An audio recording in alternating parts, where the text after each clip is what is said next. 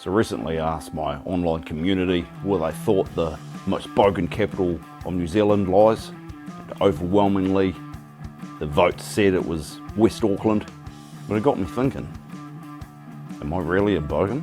My YouTube bio says I'm one, because I always thought being a bogan meant listening to metal, doing skids in paddocks, and sculling woodstocks back like they're multivitamins.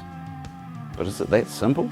Well, let's take a look at some of the unique traits of the bogan in this mini documentary special.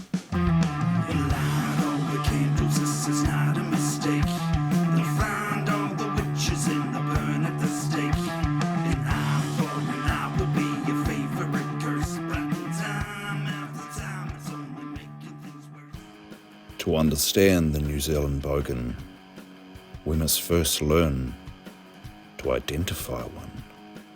Though genetically similar, the Australian bogan and the New Zealand bogan are very different subspecies altogether.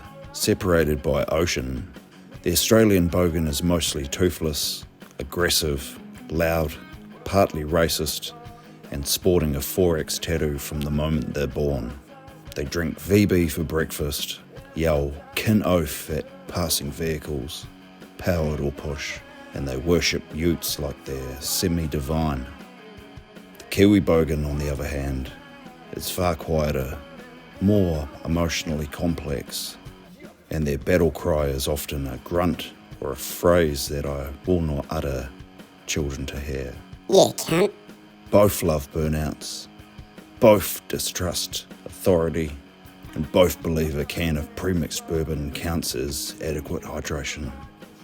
The New Zealand bogan's plumage resembles that of a walking corpse or a magpie in heat. They're not concerned with society's idea of high fashion. Acceptable bogan attire is both functional and iconic. Core items in the bogan's itinerary include a black hoodie with Sherpa lining for comfortable nights spent in the garage, a Metallica or Pantera t-shirt that's been through stuff, faded black jeans with a lingering odour, and either steel-cap boots, red bands or skate shoes, depending on the weather or the occasion. The bogan is a social creature, communicating through subtle social rituals like revving their car unnecessary at traffic lights and speeding down suburban streets to alert everybody of their presence. Shotgunning Cody's 12% in under 3 seconds when the chicks are watching, and lecturing everyone without being asked why Holden is much more superior than Ford. Vocal indicators include phrases like, "She goes hard, bro," or using cunt as a term of endearment.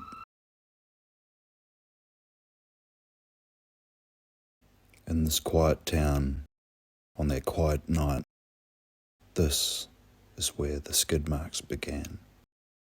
Mark Twain. To understand the bogan, we've got to return to a much simpler time. The year was 1974. Men were wearing short shorts unironically, and though the debate rages hotter than a Ford Falcon's bonnet in midsummer, most experts agree West Auckland was the bogan's point of origin.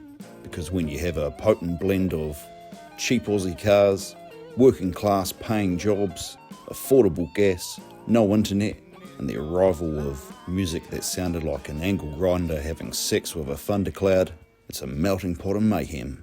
I caught up with Professor of Boganology earlier this week for his thoughts. So, Professor Joseph van Halenberg, what do you think about the origins of the bogan? Well, when you give a young mulleted-headed moustached man a Kingswood, a cassette player loaded with Led Zeppelin, and nothing to do on a Friday night, he either becomes a bogan or starts a cover band. Sometimes even both. We've studied this remarkable transformation in numerous test subjects over 4 decades with similar yet frightening results. All have turned into bogans. Well, that's very fascinating, Dr. van Halenberg. Thank you for your opinion. Where do bogans live?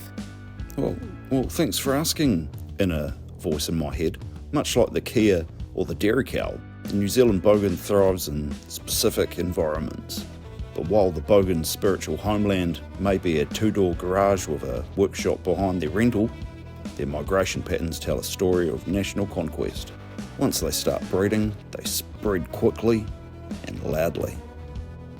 This is the last recording of investigative journalist John Burnouts. Right, don't be afraid, ladies and gentlemen. They're actually quite friendly, if you approach them with caution and treat them like an unstable meth-addicted stray cat with ADHD. Let's just take a few little steps closer. Hey, little fella. Hey, how you doing? You hungry? Hey, what's that you got there? Hey, no, you stop. Oh my God! Oh, you're eating him! Oh my God!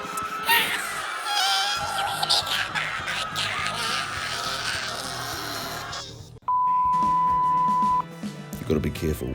Bogans live among us, sometimes appearing alone in local bakeries and repcos, but most commonly they gather together in packs, known as a fang of shit cunts.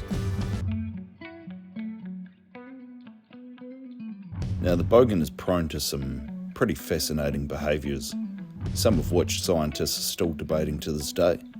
Scientific papers on the known habits of the Bogan suggest it has to rev it, fang it, thrash it, smash it, and then do it all over again with a sensory lashing of links every day just to sustain its life cycle. Its legs, now slender and fragile, have adapted to motorised transportation, merging with its metallic counterparts. Bogans don't just drive cars, they form emotional and sometimes unnecessary questionable bonds with them.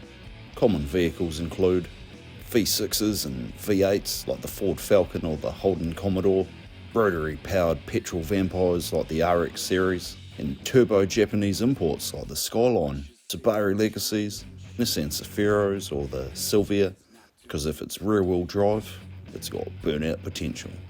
And the Bogan soundtrack is a mix of distorted guitars and emotion buried so deep that it's never been to therapy. Classic rock like Led Zeppelin, AC/DC, Guns N' Roses, Leonard Skinner, Creedence, Metallica, Slayer, Pantera, Sepultura, Megadeth and Iron Maiden.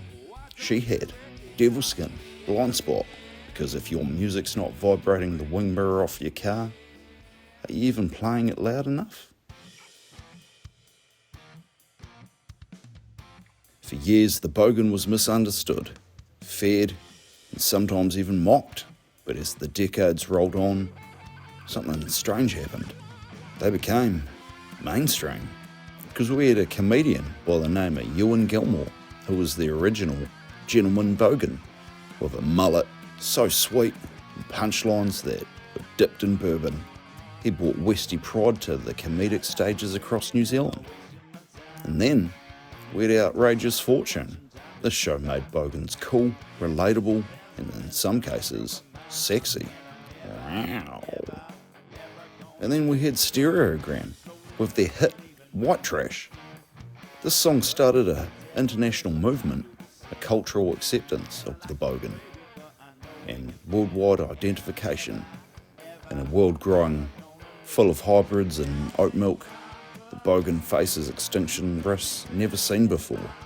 Quiet electric vehicles with no soul, urban sprawl pushing burnout zones further out, liquor bans in town squares, the government's no-strike policy on burnouts and the slow disappearance of the manual transmission.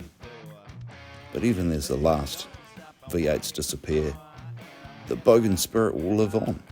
Every packet of darts crushed under a seat, and every Metallica shirt passed on from father to son, and every woman who can outdrink the lads and change a tyre faster than the AA.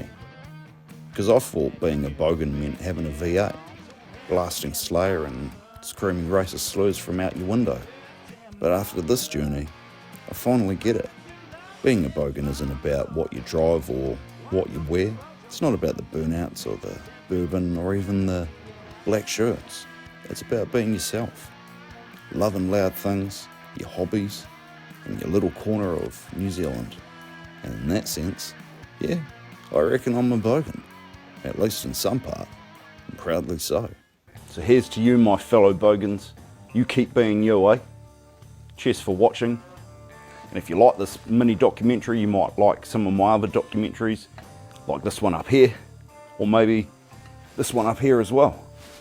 And if you haven't done it already, make sure you like the video, subscribe to the channel, and I'll see you in the next one, eh?